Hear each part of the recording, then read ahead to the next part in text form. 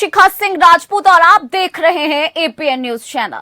गुजरात में गौरव यात्रा। जी हां, गुजरात में इस साल के अंत तक होने वाले विधानसभा चुनावों में बीजेपी को आम आदमी पार्टी से कड़ी टक्कर मिल रही है। आम आदमी पार्टी के नेताओं की जनसभाओं में होने वाली भीड़ ने भाजपा थिंक टैंक की चिंताएं बढ़ा दी हैं। अब ऐसे में वोटर्स को साधने के लिए बीजेपी ने अपना मास्टर स्ट्रोक चला है। बीजेपी ने बुधवार को राज्य के महिसाणा से गुजरात गौरव यात्रा का शुभारंभ किया है। भाजपा अध्यक्ष जेपी नड्डा ने यात्रा को रवाना किया है। इस दौरान कई नेता मौजूद रहे। अब आपको ये बता देते हैं कि ये यात्रा 5 अलग अलग मार्गों पर निकाली जाएगी। इस दौरान जेपी नड्डा ने कहा कि गौरव यात्रा सिर्फ गुजरात के लिए नहीं है, ये पूरे भारत का गौरव स्थापित करने की यात्रा है। देश को विश्व मानचित्र पर फिर से स्थापित करने, आत्मनिर्भर विकसित करने वाली गौरव यात्रा की गंगोत्री गुजरात है। ये सौभाग्य की बात है। नड्डा ने कांग्रेस पर हमला बोलते हुए कहा कि कांग्रेस ने वर्षों तक क्या किया, भाइयों को एक दूसरे के खिलाफ खड़ा कर दिया, एक दूसरे के खिलाफ क्षेत्र और जहां पानी की जरूरत थी वहां पर पानी की आपूर्ति नहीं की गई। जो विकास की यात्रा चलानी थी उसे अटकाया गया, भटकाया गया, लटकाया गया। लेकिन अब वो खुद फंस चुके हैं। भाजपा की इस यात्रा का मुख्य उद्देश्य आदिवासी वोटर्स को साधना है। दरअसल आदिवासी वोटर परंपरागत रूप से कांग्रेस को वोट देते आए हैं और अब आम आदमी पार्टी इन वोटर्स को लुभाने में जुट गई है। अब ऐसे में बीजेपी ने अपनी यात्रा के लिए जिन मार्गों को चुना है उनका उद्देश्य ऐसे ही वोटर्स पर अपनी पकड़ को मजबूत बनाना है। और ये तीसरी बार है जब बीजेपी ने गुजरात में गौरव यात्रा की शुरुआत की है। इससे पहले अगर बात की जाए तो 2002 में उस समय मुख्यमंत्री नरेंद्र मोदी ने 2002 सांप्रदायिक दंगों के बाद ये यात्रा निकाली थी। फिर उसके बाद से 2017 के चुनावों में भी इसी तरह की यात्रा को लॉन्च किया गया था। दोनों ही बार बीजेपी को फायदा भी मिला। 2002 में भाजपा ने कुल 182 सीटों में से 127 सीटें जीती थी। 2017 में पार्टी को 99 सीट मिली। कांग्रेस की बात करें तो उसे 77 सीट मिली थी। राजनीतिक विशेषज्ञों की माने तो दोनों ही गौरव यात्रा में बीजेपी को फायदा मिला और इस यात्रा में मिले फायदे से भाजपा काफी उत्साहित है। उसे यकीन है कि इसका फायदा इस बार भी होगा।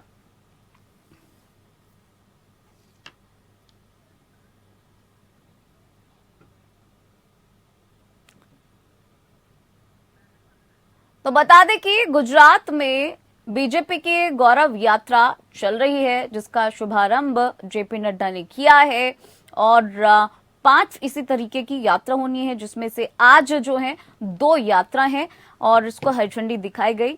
और यहां अब आपको बता दें कि जिस तरह से गौरव यात्रा निकाली जा रही है तो बीजेपी का जो मुख्य एजेंडा है वो आदिवासी वोटर्स को साधने की कोशिश ज्यादा है, क्योंकि ज्यादातर ये देखा गया है जो आदिवासी वोटर्स हैं वो कांग्रेस को वोट देते आए हैं परंपरागत तरीके से। तो इस बार बीजेपी की ये कोशिश रहेगी कि इन वोटर्स को साधा जाए। और क्योंकि देखा गया है कि इससे पहले जब जब बीजेपी ने गौरव यात्रा निकाली है तब तक बीजेपी को फायदा ऐसे ही हुआ है। यूपी में भी बीजेपी को फायदा मिला है। हमारे साथ हमारे गेस्ट जुड़ गए हैं। यहां आपको बता दें कि बीजेपी से नेता प्रदीप सिंह हमारे साथ जुड़े हैं। इसके साथ आम आदमी पार्टी के प्रवक्ता संजीव निगम हमारे साथ हैं। साथ ही साथ कांग्रेस प्रवक्ता अरुणेश यादव हमारे साथ हैं। तीनों गेस्ट का स्वागत है हमारे इस खास कार्यक्रम में। सबसे पहले प्रदीप सिंह जी का रुख करेंगे। प्रदीप जी, बीजेपी को जब इससे पहले 2 यात्रा निकाली गई थी, दोनों बार काफी फायदा मिला था। आपको उम्मीद है कि इस बार भी बीजेपी को फायदा मिलेगा, बेनिफिट मिलेगा?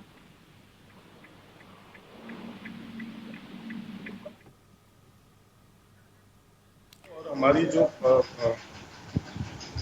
परिपाटी है जनता की सेवा करने की, राज्य हो या केंद्र हो, किसी से कोई भेदभाव नहीं होता। अभी आप चर्चा कर रहे थे कि देखिए आदिवासी, देखिए कोई भी पार्टी है आदिवासी या मैं अगर अपनी पार्टी की बात करूं तो सीधे सभी का सबका साथ और सबके विकास की सोचते हैं।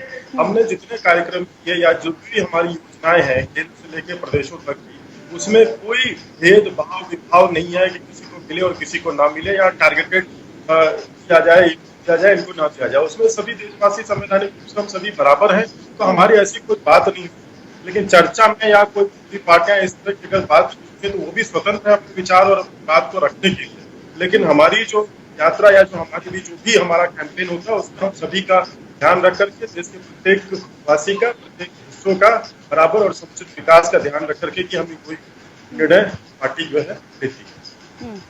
ठीक है, ठीक है। अब हम रुख कर लेते हैं संजीव निगम जी का, जो कि प्रवक्ता है आम आदमी पार्टी से। संजीव जी, अभी केजरीवाल जी ने बयान दिया था एक, उसमें उन्होंने कहा था कि जो कांग्रेस है वो 10 सीट भी नहीं निकाल पाएगी। लेकिन आपको क्या लगता है, आम आदमी पार्टी काफी कॉन्फिडेंट नजर आ रही है अपने आप को लेकर? किस तरीके की तैयारी है आम आदमी पार्टी की? बिल्कुल सही बात कही अरविंद केजरीवाल जी ने, क्योंकि पिछले 3 बार के दिल्ली चुनावों का अनुभव है।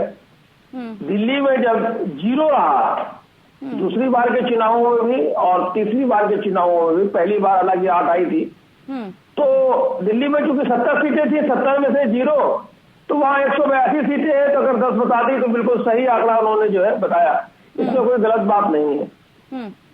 हमने क्या किया, आम आदमी पार्टी ने बहुत स्पष्ट रूप से 2020 के चुनावों में कहा था कि अगर हमने, आम आदमी पार्टी ने काम किया हो तो आप वोट देना, वरना हमें वोट देने की, हमें किसी ग्रुप को साधने की और किसी को उसकी आवश्यकता नहीं है। हमारी पार्टी सभी जातियों, सभी धर्मों के लिए है और काम किया है। उसका नतीजा है कि तीसरी बार भी 70 में से 62 सीटें देकर के भारतीय जनता पार्टी सरकार, आम आदमी पार्टी सरकार चला रही है दिल्ली में। अब आइए गुजरात की बात करते हैं। तो गुजरात के पास अभी तक कोई ऑप्शन नहीं हुआ करता था, 2 ही पार्टियां थी, एक कांग्रेस थी और एक भारतीय जनता पार्टी, जैसा कि दिल्ली में था। दिल्ली में जब तीसरी पार्टी उभर करके आई तो लोगों को एक ऑप्शन मिला। उसी प्रकार से इस बार गुजरात में भी लोगों को एक सामने अच्छा और बेटर ऑप्शन है आम आदमी पार्टी के रूप में।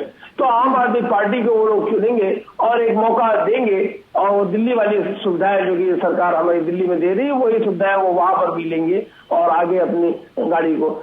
उन्होंने देख लिया है पिछले 27 वर्षों में कि इस वर्तमान सरकार ने, भारतीय जनता पार्टी की सरकार ने कुछ नहीं किया है। इनसे कहिए, अगर इनमें हिम्मत हो भारतीय जनता पार्टी के साथियों में, तो कहे वहां पर कि हमने अगर काम किया हो तो हमें वोट देना।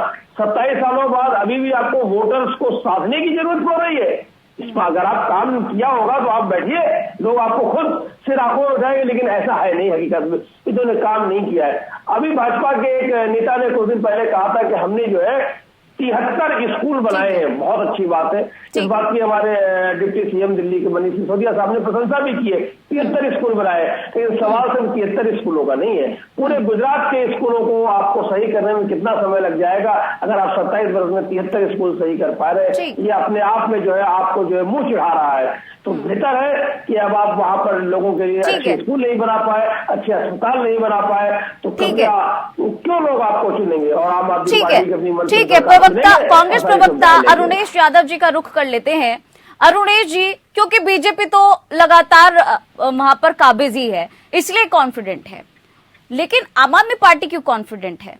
साथ ही साथ कांग्रेस कहां है? क्योंकि विपक्षी दल के तौर पर अगर देखा जाए तो कांग्रेस सबसे ज्यादा स्ट्रांग विपक्षी दल है। ऐसे में बीजेपी कॉन्फिडेंट है, ठीक है, और काफी एक्टिव भी है। आम आदमी पार्टी काफी एक्टिव है, लेकिन कांग्रेस इतनी एक्टिव क्यों नहीं दिख रही है? जी, मौका देने के लिए धन्यवाद। और बड़ा वाजिब सवाल है आपका कि कांग्रेस कहाँ है। तो मैं बताना चाहूंगा, कांग्रेस जमीन पे है और जमीन पे गरीबों, शोषितों, वंचितों, आदिवासियों के लिए बराबर काम कर रही है।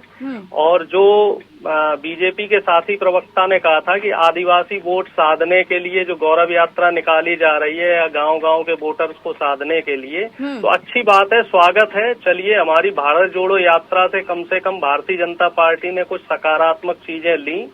और इस तरह की यात्राएं अगर सभी राजनीतिक पार्टियां करती रहें और जनता के बीच में जाते रहें, तो मुझे लगता है एक स्वस्थ राजनीति का दौर आएगा। आरोप प्रत्यारोप और एक दूसरे के ऊपर जो ब्लेम गेम की राजनीति चल रही है, इससे कहीं ना कहीं जो राजनीति के मायने होते थे, जो सत्ता के महत्व होता था और एक जो विपक्ष की भूमिका होती थी, वो कहीं ना कहीं खोती हुई नजर आ रही है।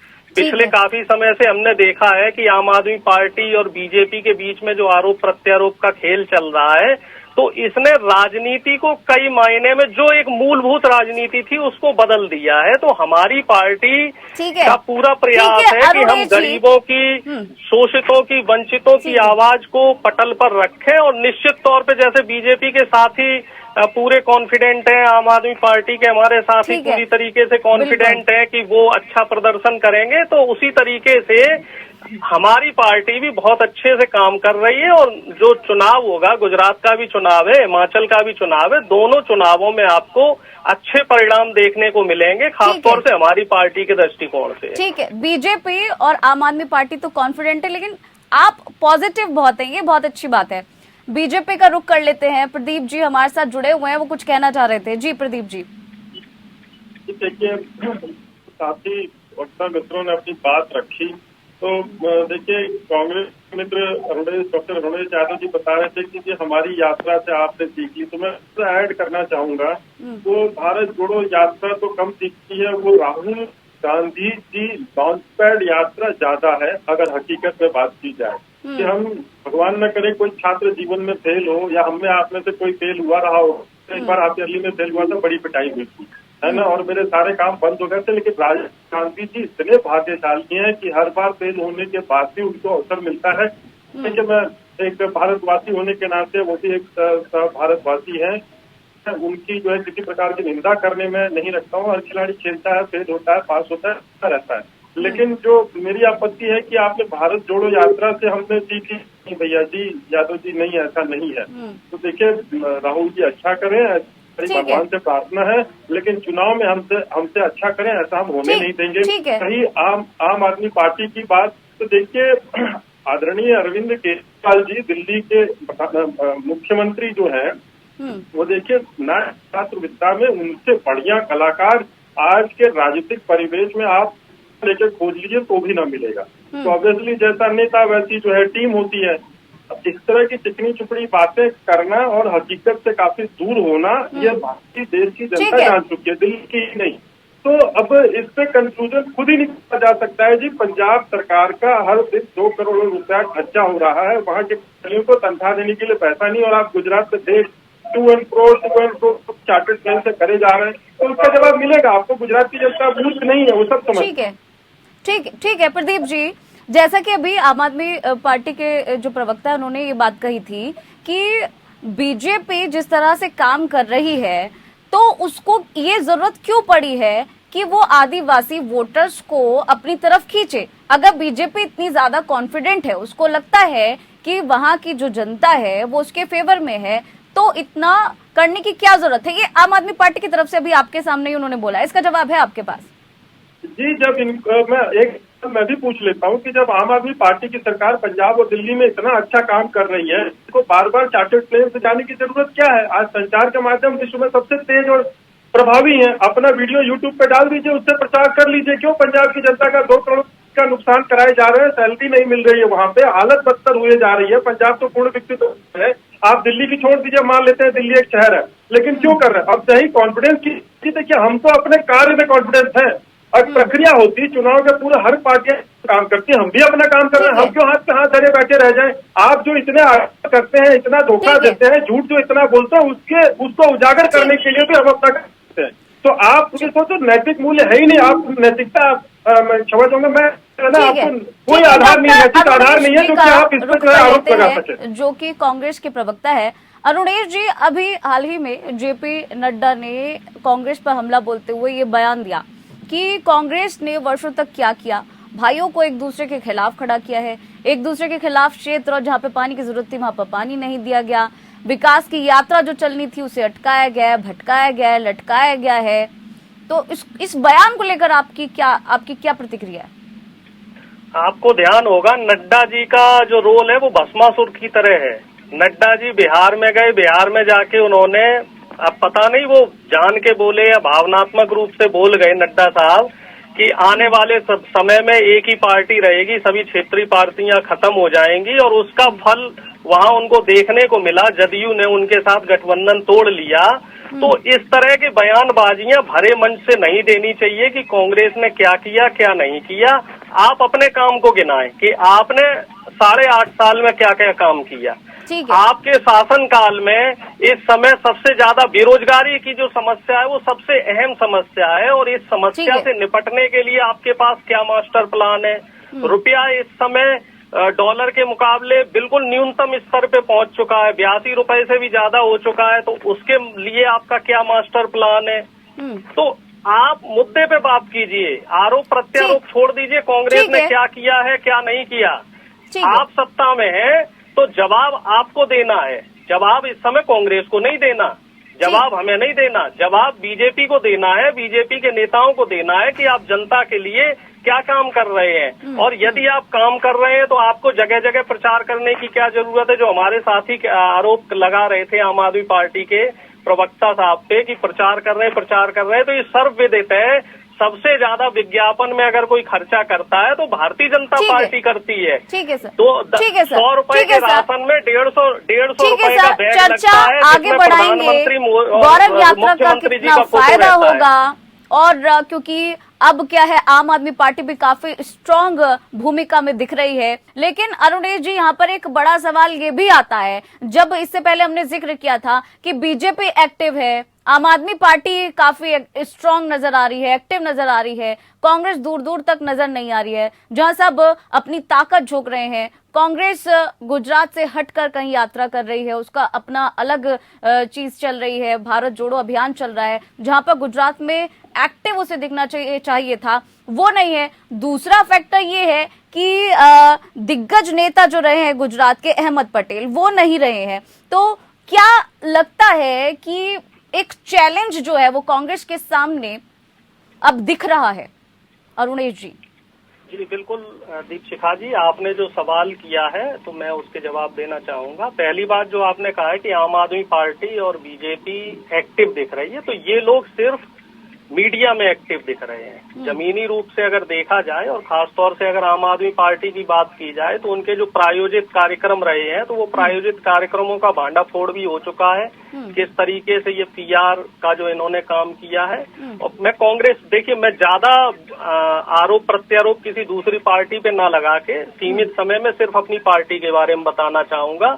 हम लोग जमीन पे काम कर रहे हैं, जो पिछड़ी जातियां हैं, दलित हैं, शोषित हैं, वंचित हैं, आदिवासी हैं, इनसे हम डोर टू डोर कनेक्शन करने का काम कर रहे हैं। हम लोग फालतू में जो हवाबाजी है वो नहीं कर रहे हैं। और दूसरी बात जो आपने कही कि जो बड़े बड़े नेता हैं वो कहाँ हैं, तो देखिए भारत जोड़ो यात्रा उसका प्रारूप अलग है, वो कश्मीर से कन्याकुमारी तक का वो एक है, तो उसमें जो लीडर्स हैं वो अपना काम कर रहे हैं। और गुजरात के लिए जिन नेताओं की ड्यूटी लगाई गई है वो नेता अपना काम कर रहे हैं। रघु शर्मा जी वहाँ पे प्रभारी हैं और वहाँ के जो प्रदेश अध्यक्ष हैं वो छोटी छोटी बड़ी बड़ी सभाएं कर रहे हैं।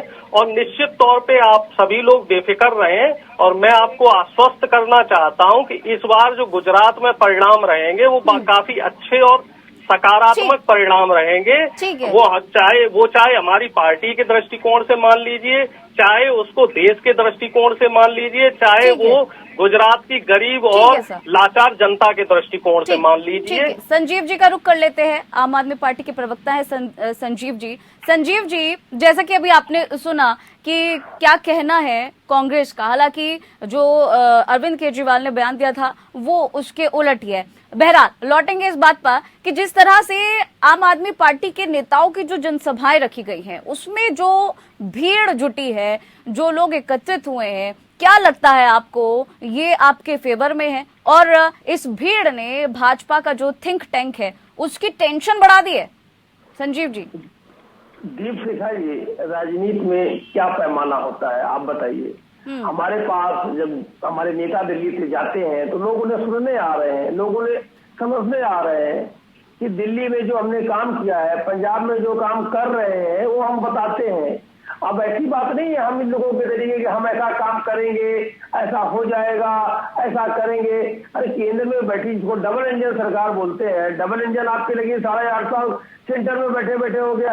आप बता दीजिए काम को, डबल इंजन से क्या आप रिजल्ट दे पाए? हमने जो काम किया है हम बता रहे हैं। और हमें बहुत राजनीति करनी नहीं आती है, जो इस तरीके की राजनीति करते हैं, गाली गलौज ये नहीं, हम सीधे सीधे काम करना जानते हैं। हम अच्छे अस्पताल बना सकते हैं, हम अच्छे स्कूल बना सकते हैं। हम जब ये सब कर देंगे तो हम भारत को नंबर 1 बनाएंगे, क्योंकि हमारा लक्ष्य है आम आदमी पार्टी का कि भारत को नंबर 1 बनाना दुनिया में। और ये कैसे बनेगा? किसी के लिए भी अगर शिक्षा व्यवस्था और स्वास्थ्य व्यवस्था बेहतर होती है तो चीजें अच्छी बनती है।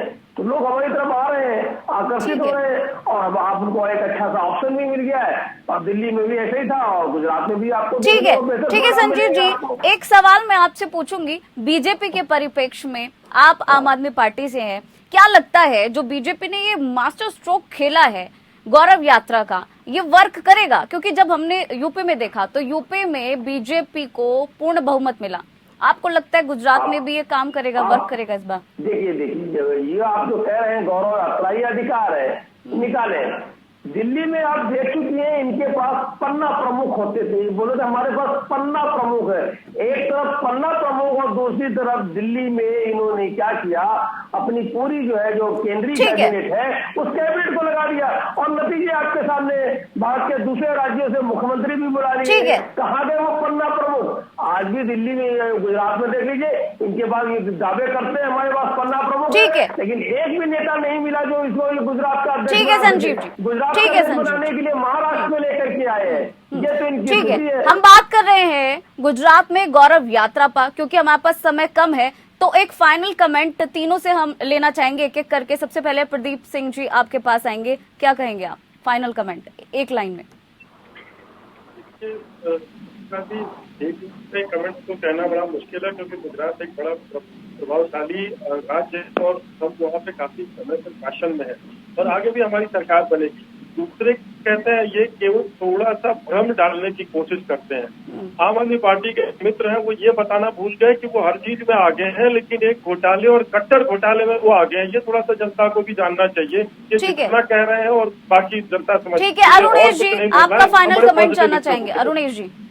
देखिए, जिस तरीके से भारतीय जनता पार्टी ने गरीब और अमीर में एक दीवार खींच दी है, तो गौरव यात्रा उस दीवार को की भरपाई नहीं कर पाएगी। निश्चित रूप से इस बार जनता कांग्रेस पार्टी को वोट देगी, क्योंकि जनता देख चुकी है गरीबों के लिए, मजदूरों के लिए और आम व्यक्ति के लिए कांग्रेस ने ही काम किया। कांग्रेस ही। ठीक है संजीव जी आपके पास आएंगे, फाइनल कमेंट आपसे जानना चाहेंगे आपका। संजीव जी देखिए, ऐसा है, मैंने आपको कोई पहले भी अपने जो है डिस्कशन में बताया कि आम आदमी पार्टी क्यों जीतेगी। तो गुजरात में लोगों के पास ऑप्शन नहीं हुआ करता था, अब ऑप्शन मौजूद है। दिल्ली और पंजाब में काम देखा है, उनको भी चाहिए बदलाव चाहिए। जब हम बदलाव देख पाएंगे, हमने तो कहा है कि अगर नहीं पसंद है तो बदलाव करा था आपने, अभी तक पानी नहीं पहुंचा है, साफ पानी हर जगह, ऑप्शन का झुंझुना अब नहीं चलेगा सर। जनता ठीक है जनता जब जवाब देगी तब बात करेंगे। ठीक है संजीव जी, बहुत बहुत शुक्रिया हमारे साथ जुड़ने के लिए। अरुणेश जी हमारे साथ जुड़ने के लिए बहुत बहुत शुक्रिया। प्रदीप जी हमारे साथ जुड़ने के लिए बहुत बहुत शुक्रिया। तो आज के हमारे इस खास कार्यक्रम के क्रम में फिलहाल इतना ही। बने रहिएगा एपीएन न्यूज के साथ।